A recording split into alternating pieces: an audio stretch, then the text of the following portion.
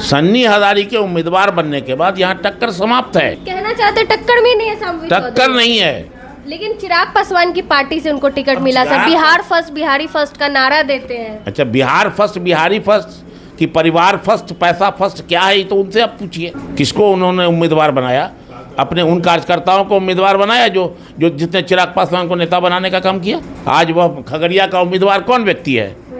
उसका लोजपा रामविलास में क्या योगदान है? आज उन्होंने कहा कि हम गद्दारों को टिकट नहीं देंगे। आज वो कौन सी मजबूरी हो गई कि मीना जी को उन्होंने वैशाली से टिकट दे दिया? बोले मुश्किल घड़ी में साथ थी, तो दुख की माफ घड़ी कर दिया। माने नानी के देहांत में खड़ी हो गई तो वो दुख की घड़ी हो गई, एकदम उसमें साथ हो गई।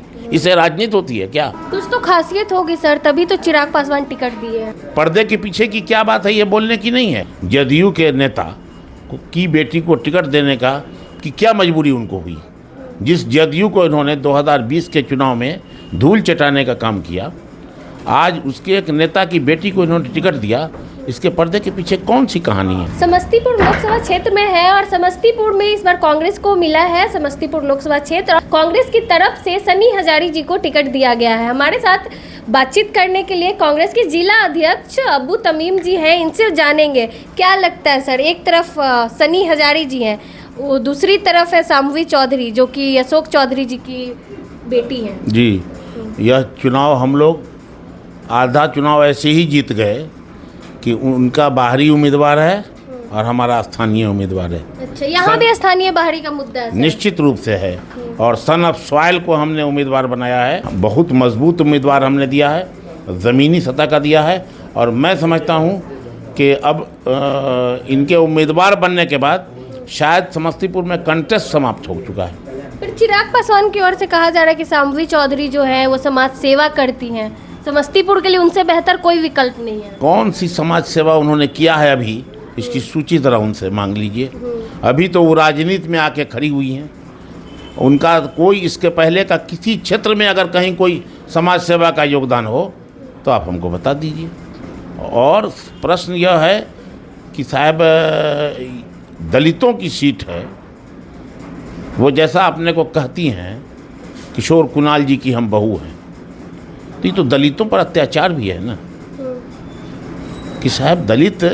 और चिराग पासवान जी को भी स्वयं समझना चाहिए, जिस पासवान समुदाय ने उनको नेता बनाने का काम किया उसको उन्होंने अपने घर के अलावा कहीं टिकट देने का काम नहीं किया है।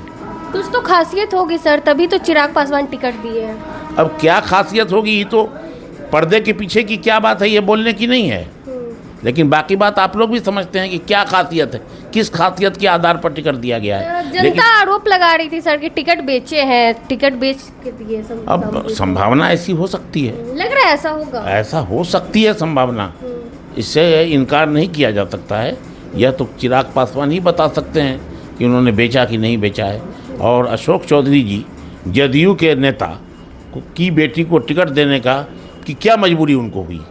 जिस जदयू को इन्होंने 2020 के चुनाव में धूल चटाने का काम किया, आज उसके एक नेता की बेटी को इन्होंने टिकट दिया। इसके पर्दे के पीछे कौन सी कहानी है? कुछ तो जनता को भी सच सामने आना चाहिए ना। कुछ राज है यानी। निश्चित रूप से। और जहाँ तक सवाल पैदा होता है इस चुनाव का, तो अब समस्तीपुर में कोई कंटेस्ट बचा नहीं है।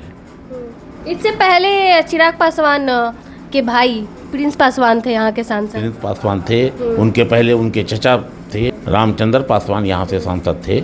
लेकिन धरती पर क्या काम हुआ है ज़रा ख़ानदान के लोगों से ज़रा पूछ लीजिए कि 2004 से लगातार रामचंद्र पासवान जी एक टर्म को छोड़कर यहाँ से सांसद रहे अपने मृत्यु काल तक। उसके बाद उनके लड़का सांसद हैं।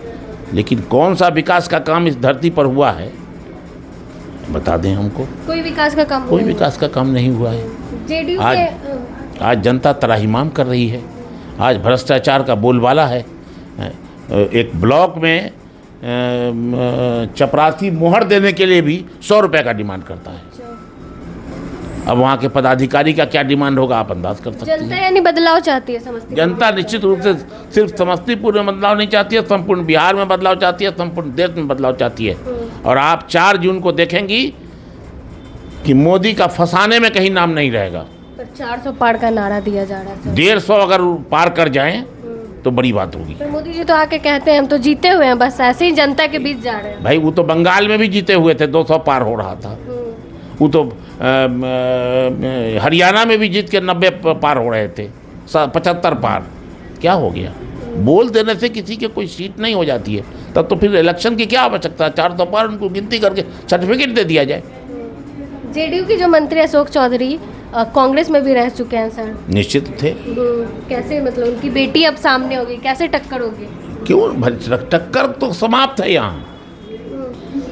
सन्नी हजारी के उम्मीदवार बनने के बाद यहाँ टक्कर समाप्त है। तो कहना चाहते टक्कर में नहीं है सामवी चौधरी? टक्कर नहीं है। लेकिन चिराग पासवान की पार्टी से उनको टिकट मिला sir. Bihar first, Bihari first का नारा देते हैं। अच्छा, बिहार फर्स्ट, बिहारी फर्स्ट कि परिवार फर्स्ट, पैसा फर्स्ट, क्या है? तो उनसे आप पूछिए कि असल में डिफिनेशन उनका क्या है। Bihar first, Bihari first. तो बिहार फर्स्ट, बिहारी फर्स्ट के लिए उन्होंने क्या किया अभी तक? किसको उन्होंने उम्मीदवार बनाया? अपने उन कार्यकर्ताओं को उम्मीदवार बनाया जो जितने चिराग पासवान को नेता बनाने का काम किया। आज वह खगड़िया का उम्मीदवार कौन व्यक्ति है? उसका लोजपा रामविलास में क्या योगदान है? राजेश वर्मा की बात कर रहे थे। राजेश वर्मा की बात कर रहे हैं। उनका क्या योगदान है लोजपा में? आज वीना जी, उन्होंने कहा कि हम गद्दारों को टिकट नहीं देंगे। आज वो कौन सी मजबूरी हो गई कि वीना जी को उन्होंने वैशाली से टिकट दे दिया? बोले मुश्किल घड़ी में साथ थी, तो दुख की घड़ी, माने नानी के देहांत में खड़ी हो गई तो वो दुख की घड़ी हो गई, एकदम उसमें साथ हो गई। इससे राजनीति होती है क्या? ऐसा आपने राजनीति में सुना है क्या? कोई दुश्मन भी मर जाता है, वहाँ जाके आदमी खड़ा होता है। इसका मतलब क्या हुआ? राजनीति अपनी जगह पर है, सामाजिकता अपनी जगह पर है। पर मोदी के हनुमान है सर, लग रहा अब है। मोदी के हनुमान को टक्कर दे पाएंगे आपके सनी हजारी? मोदी के हनुमान हैं कि मोदी के लंका में वो दुम में पेट्रोल बांध के उसमें आग लगाएंगे। ये तो समय बताएगा ना। अच्छा, तो चिराग पासवान के नाम पे भी समस्तीपुर में वोट नहीं पड़ेगा? कोई वोट नहीं चिराग पासवान के। आप पासवान समुदाय में जाके पूछ लीजिए ना। दलितों के नेता है ना चिराग पासवान। दलितों के कहाँ से नेता हो गए भाई? वो दलितों के नेता कहाँ से हो गए? आप दलितों के बीच में जाके बात कीजिए, वो क्या कह रहे हैं कि वो तो फॉरवर्ड कास्ट के नेता हैं। अच्छा, नहीं मानते हैं मतलब? भाई दलित कहाँ मानते हैं? आप दलितों की बस्ती में जाके उनके बारे में पूछिए ना, तब आपको पता चलेगा कि दलितों में उनका क्या स्थान है। अच्छा, तो टक्कर में नहीं है बोलना चाहते सामवी चौधरी? टक्कर में कहीं कुछ नहीं है। चुनाव में कोई टक्कर नहीं है। और 4 तारीख को जब रिजल्ट निकलेगा तब आप परिणाम देखेंगे कि क्या होता है। केंद्र में भी बदलाव होगा सर? केंद्र में निश्चित रूप से बदलाव होगा। मैंने कह दिया कि मोदी जी 150 पार नहीं करेंगे।